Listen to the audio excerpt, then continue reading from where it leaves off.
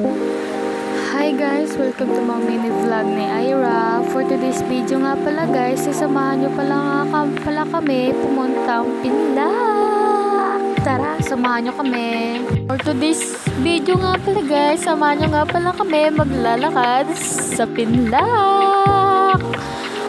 At yan na nga po pala, naglalakad na nga po pala kami dyan, papuntang Pinlac. Syempre, malayo po yan sa amin, pero maganda naman po ang tanawin sa Pinlac.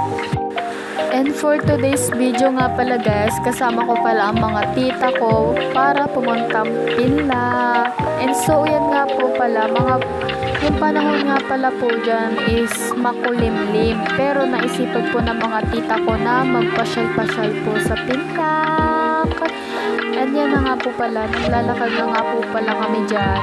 Siyempre, ako po, taga-video, nangangalay rin po. Charis, hindi yun. Ano ba yan? At habang nga po naglalakad po tayo dyan, isikwento ko na po sa inyo kung ano nangyari sa akin no nakaraang video. Ayan nga pala po, first vlog ko pala po ito. Hindi ko pa po nailalabas yung bago ko pong video.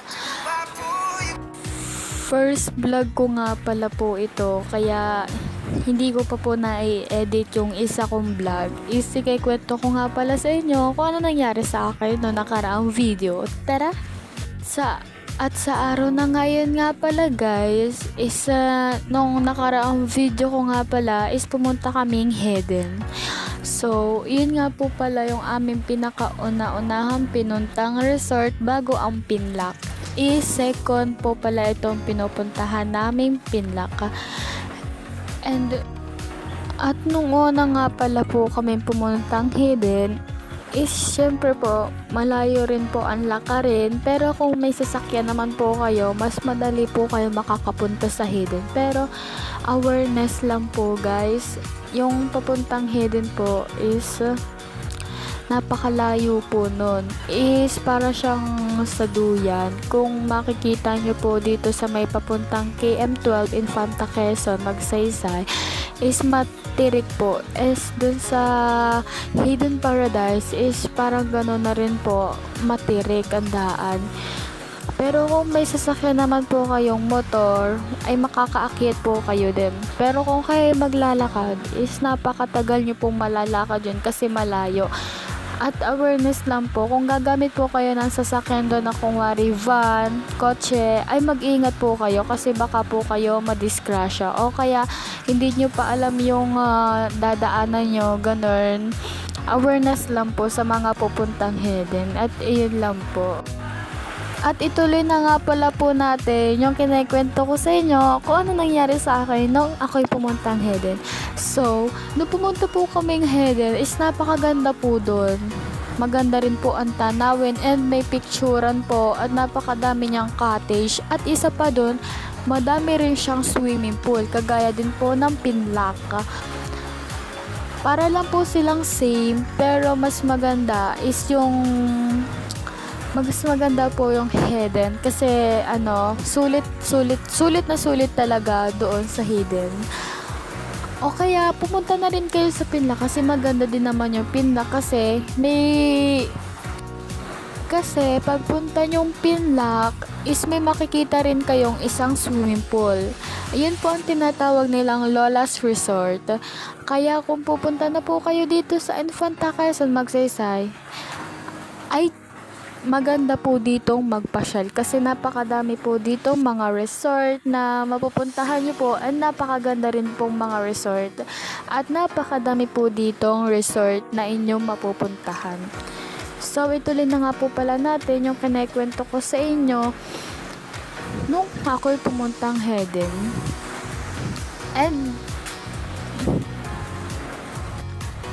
At kung mapapansin po nyo sa FB, sa TikTok, makikita nyo po doon ang resort po ng Heden and makikita nyo po doon sa napakaganda po niya. At kung mapapansin nyo po sa papuntang Heden, may makikita po kayo doon trapal na may picture ng mga swimming pool. At yun nga po, yung mga swimming pool ay sila ay 10. Napakadami po, 'di ba? Kaya pumunta na po kayo dito sa Heden Resort. At dito na nga po pala, tuloy na po pala natin ang aking kwento dito sa paglalakad sa papuntang Pinlac. At yan na nga po, malapit na nga po pala kami dyan. Nakakalahati na po kami dyan paglalakad papuntang Pinlac. At yun nga po, yung mga tito ko, may nakikitang mga prutas and bulaklak. Kaya dyan is parang nagkakatuwa-tuwa lang.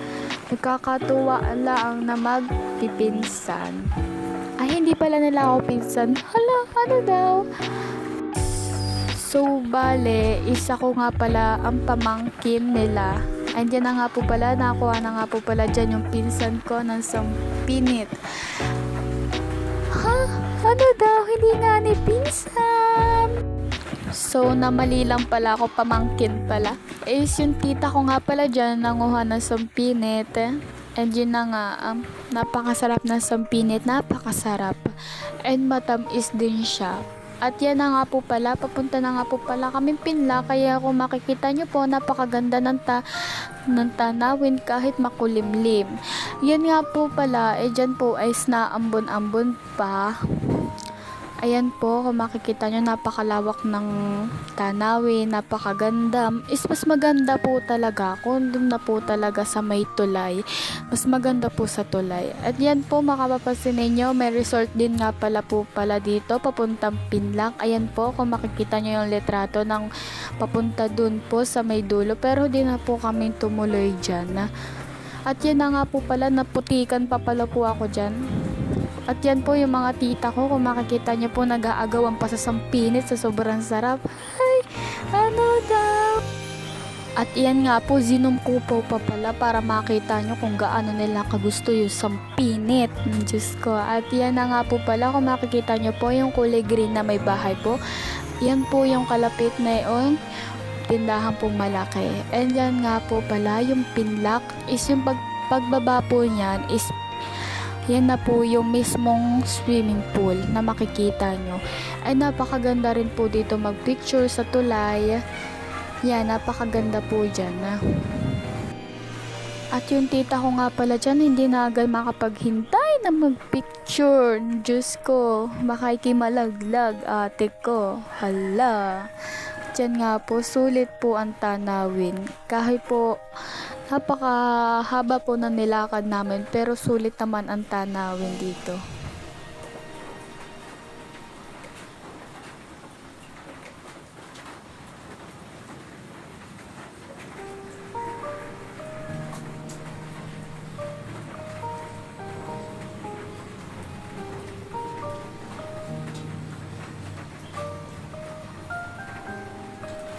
Ayan po, kung makikita nyo po, ayan po yung tita kong bunso, ayan po nakaupo. Ayan nga po pala, papakita ko nga po pala sa inyo ang nilalaman ng ilalim ng tulay, guys. Ayan nga po pala yung tita kong bunso. Ayan nga po pala yung tanawin dito sa may tulay, napakaganda po sobra. Kaya yung iba po mga artista dito pumupunta para magpicture o kaya maligo, magbanding-banding family. Kaya pumunta na kayo dito kasi napakaganda dito magbanding kapag kasama mo ang inyong mga pamilya. Andyan nga po, pipakita ko po sa inyo kung gaano kaganda ang tanawin dito sa Infanta. Ayan po, kasi makulimlim lang po, kaya pagpasensyahan nyo na po kasi ngayon lang kami nakapaggala dyan sa Pinlac, and ngayon lang po kami, ngayon ko pa lang sa inyo mapapakita. At yan nga po,